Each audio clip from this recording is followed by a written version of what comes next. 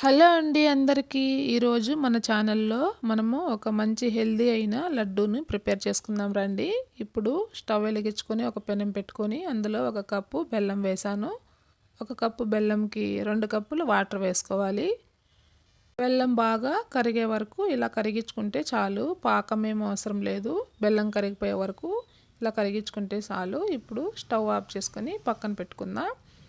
ఇప్పుడు ఒక స్టవ్ మీద మరొక గిన్నె పెట్టుకొని అందులో కొద్దిగా నెయ్యి వేసుకొని ఒక హాఫ్ కప్పు రవ్వని వేసుకోవాలి. హాఫ్ కప్పు రవ్వ అయితే సరిపోతుంది. హాఫ్ కప్పు అంటే ఉప్మాకి వేస్తాం కదా, తెల్ల రవ్వ. ఆ రవ్వను వేసి ఇలా బాగా దోరగా వేయించుకోవాలి. చూడండి, ఇలా కలర్ చేంజ్ అయింది కదా. ఇప్పుడు ఇందులో ఒక కప్పు కొబ్బరి వేసుకుందాం. పచ్చి కొబ్బరిని ఇలా తురిమేసి వేస్తున్నాను. ఈ పచ్చి కొబ్బరిని కూడా బాగా పచ్చివాసన పోయే వరకు ఇంకొక స్పూను నెయ్యి వేసుకొని పచ్చివాసన పోయే వరకు వేయించుకోవాలి.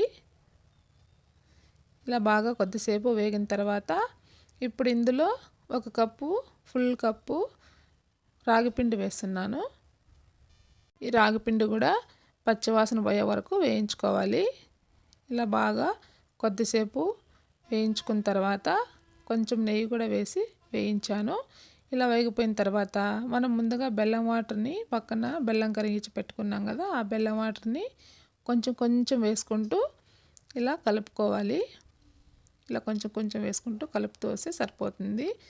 బెల్లం వాటర్ మొత్తం పట్టింది. మొత్తం అంతా వేసి కొంచెం కొంచెం వేసుకుంటూ మొత్తం అంతా వేసుకోవాలి. చూడండి, మొత్తం వాటర్ మొత్తం సరిపోయింది.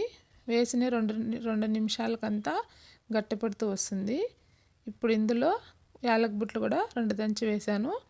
అందులోనే వేయించుకున్న నువ్వులు కూడా వేశాను. నువ్వులు కూడా వేసి ఇలా బాగా కలుపుతూ రావాలి.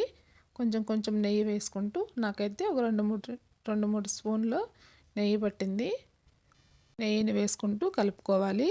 చూడండి, ప్యాన్కు ఇలా సపరేట్ అవుతూ వస్తుంది కదా. ఇప్పుడు మరొక బౌల్లోకి తీసుకొని చేతికి నూనె కానీ నెయ్యి కానీ రాసుకొని ఇలా లడ్డూలు చుట్టుకోవడమే.